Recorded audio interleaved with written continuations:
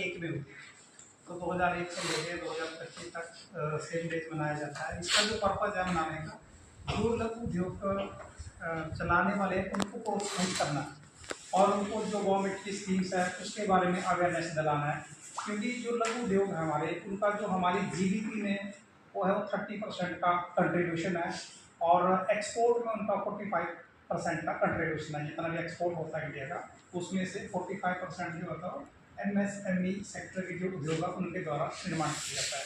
और लघु उद्योग का सबसे बड़ा एडवांटेज ये है कि इससे इकोलॉजिकल बैलेंस बनता है। जैसे बड़ी इंडस्ट्री होती है तो बहुत सारे गाँव को या एग्रीकल्चर लैंड को उजाड़ना पड़ता है, उसके बाद उद्योग बसाया जाता है और लोगों को विस्थापित होना पड़ता है। लेकिन जो एमएसएमई सेक्टर है इनका ये बेनिफिट है कि छोटी छोटी जगह पे होता है, गाँव में डेवलप हो जाते हैं। तो लोगों को एक तो जो कंट्री का जो विकास है वो एक लेवल पे होता है सारा, और किसी को डिस्टर्बेंस नहीं होती, विस्थापित नहीं करना पड़ता, तो उससे इकोलॉजिकल बैलेंस बनता है। और एम्प्लॉयमेंट जनरेशन के बारे में बात करें तो MSME sector is the largest, second largest generator off employment, रोजगार की स्थिति में भी है।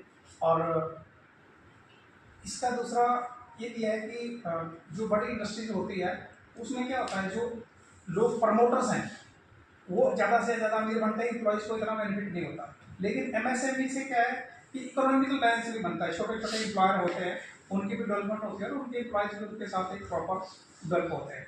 और ज़्यादातर जो एंटरप्रेन्योर होते हैं वो उन लोग होते हैं जिन्होंने अपने आप काम शुरू किया होता है, जिसको हम बोलते हैं फर्स्ट जनरेशन एंटरप्रेन्योर।